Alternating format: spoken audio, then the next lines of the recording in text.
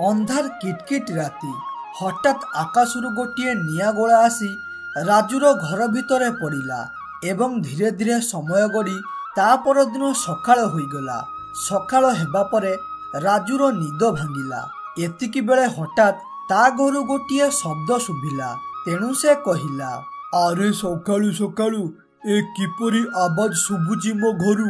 लागुची बिलेईटा शिकारु क्षीर काढ़ी पिउची। मते शीघ्र सेठाकु जाई देखिबाकु पड़िबो, नहले से दुष्ट बिलेईटा सबु क्षीर पी देबो। एपरी कही राजू तार अन्य घर को आसिला और सेठी पहुंची देखिला गोटे छोट छुआटे तले पड़ी खेलुथाए। से छुआटार मुंडर गोटे मयूर पक्षी और पाखरे गोटे बंशी थाए। यह देखी राजू बहुत आश्चर्य होईगला एवं कहिला, हे प्रभु, ए छुआटा कहार? किए मो घरे आनी रखिला? याकू शीघ्र नहीं तार माँ पाखरे पहुँचेबाकू पड़िबो, नहले भोकरे ये मरीजिबो। ओ जदि यार माँ को न पाए ताहले याकू नहीं जंगल रे छाड़ी देबी। एपरी कही राजू से छुआ को घरे रखिदेई गाँ बाहर को आसिला और घर पाखरे रहुतिबा टिकी चढ़ई को पचारिला, अरे टिकी चढ़ई, तू देखिचु कि काहाकू जे गोटे छोट छुआ नहीं मो घर को गला ओ मो घरे छाड़ी देई कुआडे पळाइछि? से छुआर मुंडरे गोटे मयूर पक्षी ओ पाखरे बंशी अछि। अरे राजू भाई, तुम घर को छुआ नहीं जिबार काहाकू देखिनी, हेले गोटे जिनिस देखिछि जे काली पाखा पाखी राति 2टा किंबा 3टा समय रे हठात गोटे निया पेंडुआटिए आकाशरू आसी तुम घरे पड़िला। एकथा सुनी राजू बहुत आश्चर्य होईगला और सेठारू जिबारे लागिला। किछि बाट गला परे गोटे हाथी को देखी पचारिला, अरे हाथी भाई, तमे काहार गोटे मनीष छुआ चोरी हेबार शुणिछ कि किंबा काहाकू छुआ नहीं मो घरे रखिथिबार देखिछ कि? दया करी कुह हाथी भाई। अरे राजू, मु सेमिति खबर सुनिनी किंबा काहाकू छुआ नहीं तो घरे रखिबार देखिनी। हेले कौन कथा तोर? कौन होईछि कि तू एपरी सकाळु सकाळु व्यस्त थिबा परी लागुछु? कौन किछि असुविधा रे पड़िछु कि? हेले एसबु कथा राजू सुनिला नाही एवं सेठारू आगकू बढ़िबारे लागिला एवं किछि बाट जाई गोटे गछ मूले बसिला। राजू दिन सारा बुली बुली बहुत थकी जाइथिला ओ ता सांगकू ए छोट छुआ काहार खोजी खोजी न पाइबारू ता मन जमा भी भल नथिला। तेणु से कहिला, अरे सकाळु मु से छोट छुआर बाप माँ को खोजुची, हेले एपर्यंत पाइली नहीं। जाउची से छुआ को आनी जंगल रे छाड़ी देबी और जा हेबो से सबु भगवान बुझिबे। हे प्रभु कृष्ण, मु छोट बेलू आपन को पूजा करे, तेणु आपन को भरोसा रे से छुआ को आनी जंगल रे छाड़ी देबी। आपन तार रक्षा करिबे प्रभु। राजू एपरी कहिछि कि नहीं हठात सेठारे प्रभु कृष्ण प्रकट हेले ओ कहिले, अरे ए राजू, से छोट छुआ हेउची मोर अन्य एक रूप। गोटे दुष्ट डाहाणी को मारिबा पाई मु एपरी तो घरे जन्म नेइछि। तेणु तू तार लालन पालन कर ओ जेबे से बड़ होइजिबो सेबे मो पाखकू पळाई आसिबो। हे प्रभु कृष्ण, आपण मते देखा देले मो जीवन धन्य होईगला प्रभु। खाली देखा देई ना बरं मो घरे जन्म नेइछ। प्रभु, आपण जमा भी चिंता करंतु नाही। से छोट छुआ को मु लालन पालन करी बड़ करिबी ओ से बड़ हेले डाहाणी को मारिबो। एपरी कही राजू रहिला एवं धीरे धीरे समय गड़ी 10 वर्ष बीतीगला और राजू प्रभु कृष्ण को लालन पालन करी बड़ करी देई थाए। एबे प्रभु कृष्णकर 10 वर्ष होई जाइथिला। यह देखी राजू कहिला, हे प्रभु कृष्ण, आपणकर आज 10 वर्ष होईगला। एबे आपण देखि चाहि बुलुथिबे, कारण आपण एक विशेष कार्य पाई मो घरे जन्म नेइछंती। एकथारे प्रभु राजी होईगले एवं गाई को नहीं जंगलर गोटे जगार बसिले।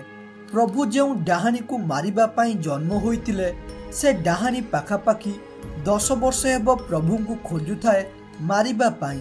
ହେଲେ ଡାହାଣୀ ଆଜି ପ୍ରଭୁ କେଉଁଠାରେ ଅଛନ୍ତି ଜାଣିପାରି କହିଲା, ଶେଷରେ ମୋ ଅପେକ୍ଷାର ଅନ୍ତ ଘଟିଲା।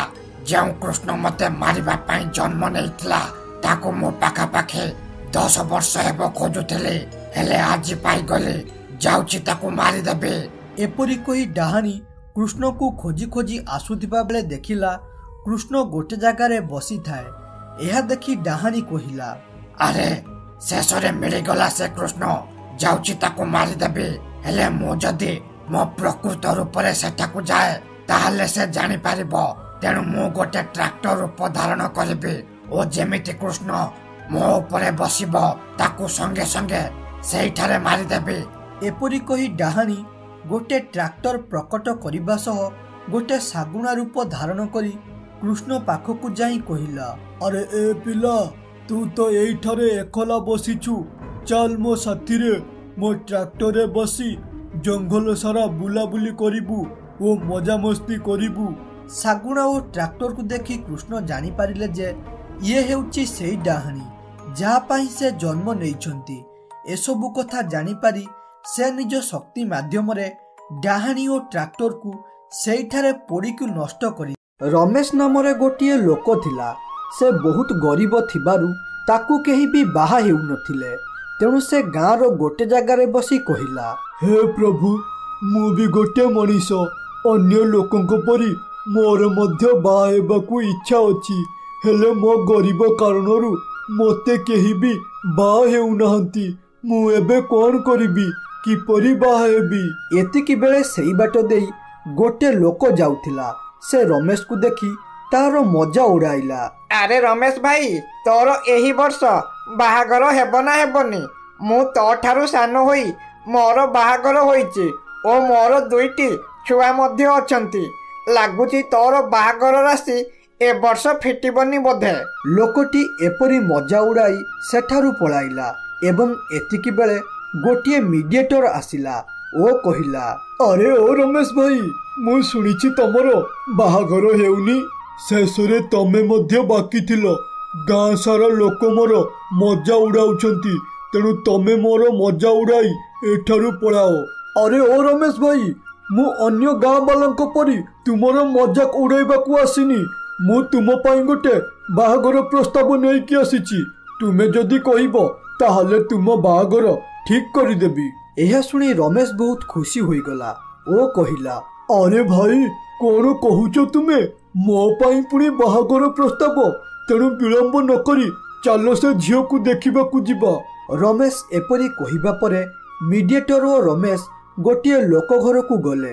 ସେଠାରେ ପହଞ୍ଚିବା ପରେ ଝିଅର ବାପା କହିଲା, ଆରେ ଭାଇ, ମୋ ଝିଅକୁ ତୁମ ସହ ବାହାଘର କରିବା ପୂର୍ବରୁ ତୁମକୁ ଗୋଟେ କଥା କହୁଛି। ସେଇଟା ହେଉଛି ମୋ ଝିଅ ଗୁଙ୍ଗି। ସେ କଥା କହିପାରେ ନା, ଖାଲି ଶୁଣିକି ବୁଝିପାରେ। ନହେଲେ ମୋ ଝିଅ ଗୋଟିଏ ଚାଉଳରେ ଗଢ଼ା। ଏବେ କୁହ, ମୋ ଝିଅକୁ ବାହା ହେବ ନା ହେବନି? ଆରେ ମଉସା, ତୁମ ଝିଅ ଗୁଙ୍ଗି ହେଲା କ'ଣ ହେଲା? ସେ ବି ଗୋଟେ ମଣିଷ। ଭଗବାନ ଆମ ପରି ତାକୁ ମଧ୍ୟ ଗଢ଼ିଛନ୍ତି। ତେଣୁ ମୋର କିଛି ବି ଅସୁବିଧା ନାହିଁ। ମୁଁ ତାକୁ ବାହା ହେବା ପାଇଁ ପୁରା ରାଜି ଅଛି। ଓହୋ ମଉସା, ତୁମେ ଆଉ ବେଶୀ କଥା ଭାବନି। ଆମ ପୁଅ ରାଜି ଅଛି। ଏବେ ଖାଲି ତମ ଝିଅକୁ ଡାକ, ଆମେ ଦେଖିବୁ। ଆରେ ମା ସୁଲୋଚନା, ଏଠାକୁ ଆସ, ତୋତେ ଦେଖିବାକୁ ପୁଅ ଘର ବାଲା ଆସିଛନ୍ତି। ଏହା ଶୁଣି ସୁଲୋଚନା ସେଠାକୁ ଆସିଲା। ସୁଲୋଚନା ଦେଖିବାକୁ ବହୁତ ସୁନ୍ଦର। ତାକୁ ପ୍ରଥମ ଥର ଯିଏ ଦେଖିବ ସେ ଭାବିବ ସତେ ଯେମିତି ଆକାଶର ଚନ୍ଦ୍ର ଧରାପୃଷ୍ଠକୁ ପଳାଇ ଆସିଛି। ଏସବୁ ଦେଖି ରମେଶ ମନେ ମନେ ଭଗବାନଙ୍କୁ ଧନ୍ୟବାଦ ଦେଲା। ହେ ପ୍ରଭୁ, ମୁଁ ଜାଣିନଥିଲି ମୋ ଭାଗ୍ୟରେ ଏତେ ସୁନ୍ଦର ଝିଅ ଥିବ ବୋଲି। ଏ ଝିଅକୁ ବାହା ହେବା କଥା ଭାବି ମୁଁ ବହୁତ ଖୁସି। ରମେଶ ସୁଲୋଚନାର ସୁନ୍ଦର ରୂପ ଦେଖି ବହୁତ ଖୁସି ହୋଇଗଲା ଓ ବାହାଘର ଡେଟ୍ ଫାଇନାଲ କରିଦେଲା।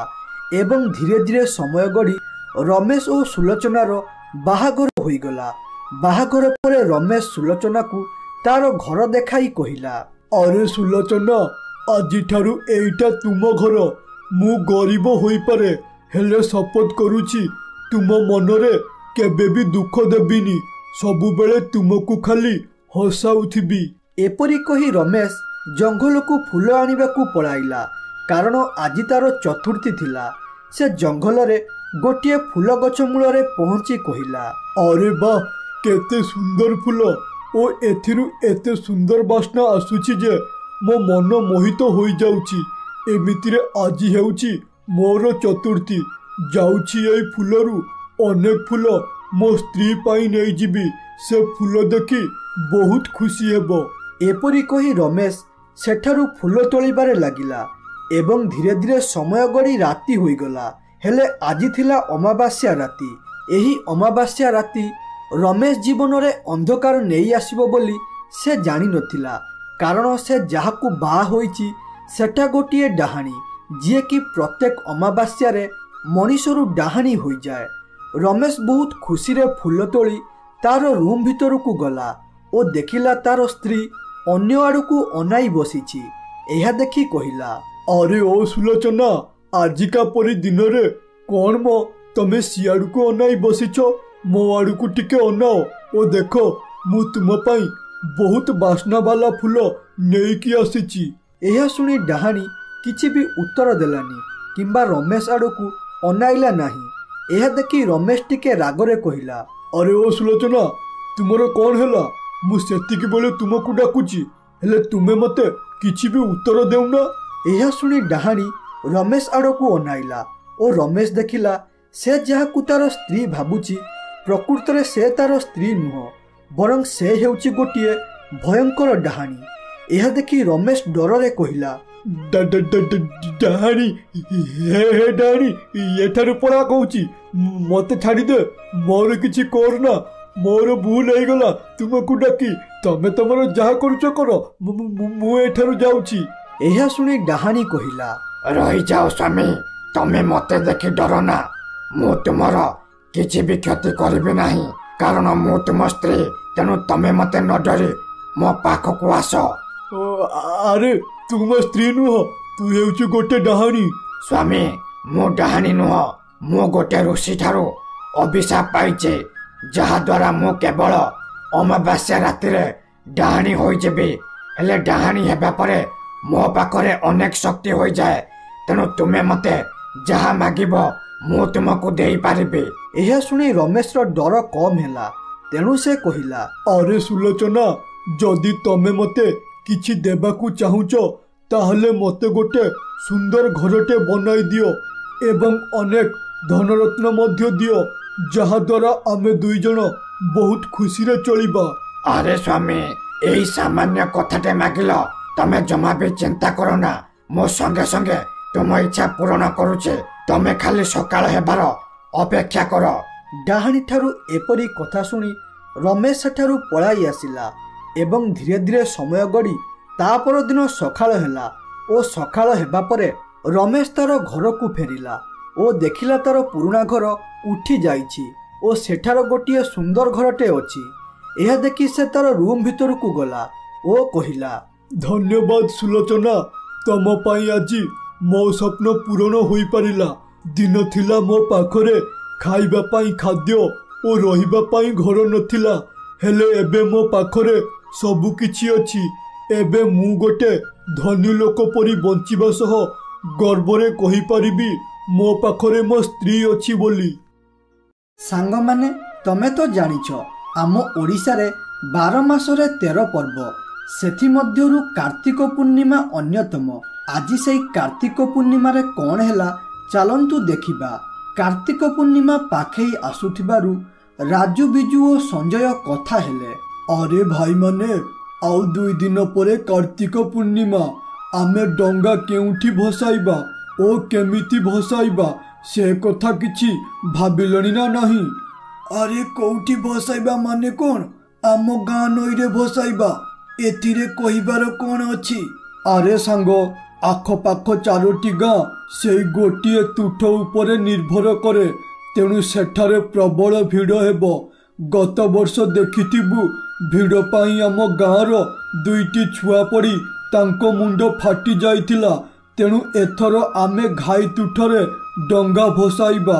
अरे ना ना से तुठरे आमे डंगा भसाइबा नहीं कारण मो जेजे कहूतिले ସେ ତୁଠରେ କୁଆଡ଼େ ଭୂତ ରହୁଛି ବୋଲି।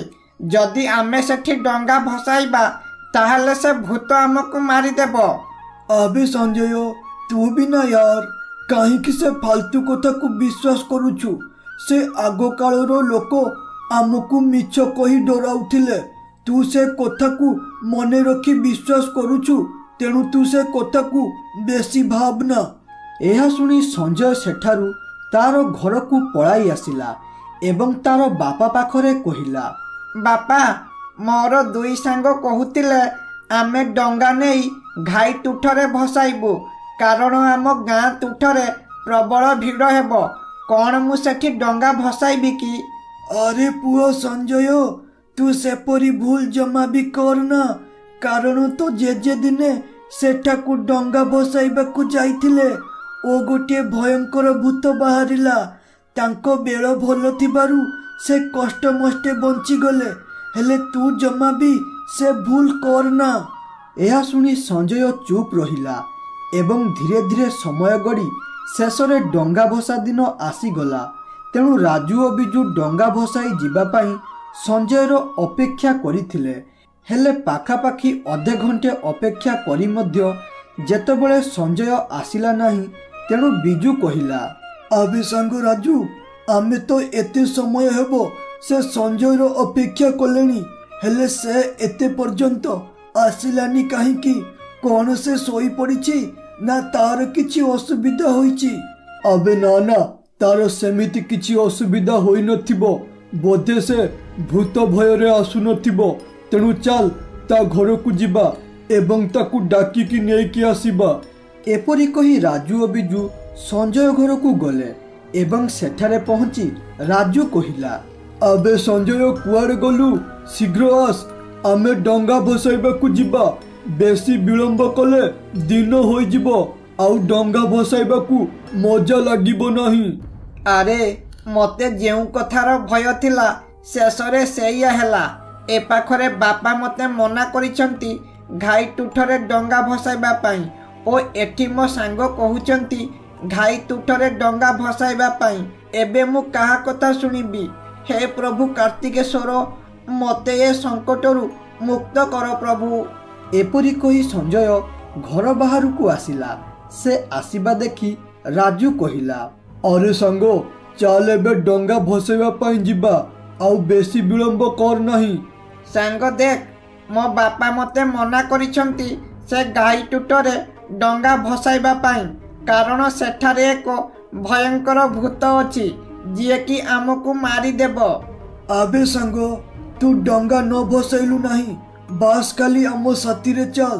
ତୁ ତୁଠ ଠାରୁ କିଛି ଦୂରରେ ଛିଡ଼ା ହେବୁ ଓ ଆମେ 2 ଜଣ ଡଙ୍ଗା ଭସାଇବୁ ଓ ତାପରେ ଘରକୁ ପଳାଇ ଆସିବା। ଏହା ଶୁଣି ସଞ୍ଜୟ ଆଉ ମନା କରିପାରିଲା ନାହିଁ ଓ ମନରେ ଭୟ ଥିଲେ ମଧ୍ୟ ଭଗବାନଙ୍କୁ ଡାକି ତାର ସାଙ୍ଗମାନଙ୍କ ସାଙ୍ଗେ ଗଲା ଏବଂ କିଛି ସମୟ ପରେ ସେମାନେ ତୁଠ ପାଖରେ ପହଞ୍ଚିଗଲେ। ସେଠି ପହଞ୍ଚିବା ପରେ ରାଜୁ କହିଲା, ଆରେ ସାଙ୍ଗ ସଞ୍ଜୟ, ତତେ ଡର ଲାଗୁଛି, ତେଣୁ ତୁ ଏଇଠି ଲୁଚିକି ରହ। ଆମେ 2 ଜଣ ଯାଉଛୁ ଡଙ୍ଗା ଭସାଇ ଆସିବୁ। ଏପରି କହି ରାଜୁ ଓ ବିଜୁ ଡଙ୍ଗା ଭସାଇବା ପାଇଁ ତୁଠ ପାଖକୁ ଗଲେ ଏବଂ ସେଠି ପହଞ୍ଚିବା ପରେ ହଠାତ୍ ଏକ ଆବାଜ ଆସିଲା, ଲାଗୁଛି ଆଜି ଶିକାରଟା ଚାଲି ଚାଲି ମୋ ପାଖକୁ ଆସିଛି। ମୁଁ ବହୁତ ଦିନ ହେବ ମଣିଷ ମାଂସ ଖାଇନି, ତେଣୁ ଆଜି ମୋତେ ମଣିଷ ମାଂସ ଖାଇବାକୁ ମିଳିଗଲା। ଏହା ଶୁଣି ରାଜୁ କହିଲା, ଆରେ କିଏ ରେ ଭାଇ, କାହିଁକି ଆମକୁ ଡରାଇବା ପାଇଁ ଚେଷ୍ଟା କରୁଛ? ତମେ ଯଦି ଭାବୁଛ ଆମେ ଏହା ଶୁଣି ଡରି ଯାଉଛୁ, ତାହେଲେ ତମେ ଭୁଲ ଭାବୁଛ। ତେଣୁ ଭଲ ହେବ ଆମ ସାମ୍ନାକୁ ଆସ। ରାଜୁ ଏପରି କହିବା ପରେ ମଧ୍ୟ କୌଣସି ଉତ୍ତର ଆସିଲା ନାହିଁ। ତେଣୁ ବିଜୁ ଟିକେ ଡରି ଯାଇ କହିଲା, ଆବେ ସାଙ୍ଗ ରାଜୁ, ଲାଗୁଛି ସଞ୍ଜୟ ଠିକ କହୁଥିଲା, ଏଠାରେ ବୋଧେ ଭୂତ ଅଛି। ଚାଲ ଆମେ ଏଠାରୁ ପଳାଇବା, ନହେଲେ ସେ ଭୂତ ଆମ 2 ଜଣଙ୍କୁ ମାରିଦେବ। ଆବେ ସାଙ୍ଗ, ତୁ କାହିଁକି ସେ ଫାଲତୁ କଥାରେ ମୁଣ୍ଡ ପୁରାଉଛୁ? କିଛି ଭୂତ ଫୁତ ନାହିଁ, କିଏ ବୋଧେ ଆମକୁ ଡରାଇବା ପାଇଁ ଏପରି କରୁଛି। ତେଣୁ ଚାଲ ଆମେ ଏଠାରେ ଡଙ୍ଗା ଭସାଇ ପଳାଇବା। ରାଜୁ ଏପରି କହିଛି କି ନାହିଁ, ହଠାତ୍ ସେଠାରେ ଗୋଟେ ବିଶାଳକାୟ ଭୟଙ୍କର ଭୂତଟେ ପ୍ରକଟ ହେଲା ଏହା ଦେଖି ରାଜୁ ଓ ବିଜୁ ବହୁତ ଜୋରେ ଡରିଗଲେ। ହଇରେ ମୂର୍ଖ ମଣିଷ, ଏଇ ଟିକେ ପୂର୍ବରୁ ତୁମେ ଦୁଇ ଜଣ ମତେ ଡରୁ ନଥିଲ, ଏବେ ତୁମେ ଦୁଇ ଜଣ ମୋ ପେଟର ଭୋଜନ ହେବା ପାଇଁ ପ୍ରସ୍ତୁତ ହୋଇଯାଅ। ଏସବୁ ଦୃଶ୍ୟ ଦେଖି ସଞ୍ଜୟ ବହୁତ ଜୋରେ ଡରିଗଲା ଓ କହିଲା, ହେ ପ୍ରଭୁ, ଏବେ ମୁଁ କ'ଣ କରି ମୋ ସାଙ୍ଗକୁ ବଞ୍ଚାଇବି? ମୁଁ ବାରମ୍ବାର ତାଙ୍କୁ କହିଲି ଏଠି ଭୂତ ଅଛି, ଏଠାକୁ ଡଙ୍ଗା ଭସାଇବା ପାଇଁ ଆସନି, ହେଲେ ସେ ମୋ କଥା ଜମା ବି ଶୁଣିଲେ ନାହିଁ। ହେ ପ୍ରଭୁ କାର୍ତ୍ତିକେଶ୍ୱର, ଏସବୁ ଆପଣଙ୍କ ହାତରେ ଅଛି, ଦୟାକରି ମୋ ସାଙ୍ଗଙ୍କୁ ବଞ୍ଚାଅ ପ୍ରଭୁ। ସଞ୍ଜୟ ଏପରି କହି ପ୍ରଭୁ କାର୍ତ୍ତିକଙ୍କୁ ଡାକିବା ପରେ ସେଠାରେ ପ୍ରଭୁ କାର୍ତ୍ତିକେଶ୍ୱର ପ୍ରକଟ ହେଲେ ଓ ତାପରେ ଭୂତକୁ ସେଇଠାରେ ମାରିଦେଲେ। ଏହା ଦେଖି ରାଜୁ କହିଲା, ହେ ପ୍ରଭୁ, ଆପଣଙ୍କୁ ଅନେକ ଅନେକ ଧନ୍ୟବାଦ। ଆପଣ ଆମ ଜୀବନ ବଞ୍ଚାଇ ଦେଲେ, ନହେଲେ ଏ ଭୟଙ୍କର ଭୂତ ଆମ ଜୀବନ ନେଇଯାଇଥାନ୍ତା। ଆରେ ତୁମେ ଦୁଇ ଜଣ ମତେ ନୁହଁ, ସଞ୍ଜୟକୁ ଧନ୍ୟବାଦ ଦିଅ। ତା ପାଇଁ ଆଜି ତୁମେ ଦୁଇ ଜଣ ବଞ୍ଚିଛ। ତା ଭକ୍ତି ଆଜି ମତେ ଏଠାକୁ ଟାଣି ଆଣିଲା। ଆଉ ଗୋଟେ କଥା ମନେ ରଖ, ସବୁବେଳେ ବଡ଼ ସାନ କଥା ମାନିବା ପାଇଁ ଚେଷ୍ଟା କର। ଆଜି ତମେ ତମ ସାଙ୍ଗ କଥା ନ ମାନିଥିବାରୁ ମୃତ୍ୟୁ ମୁଖରେ ପଡ଼ିଥାନ୍ତ।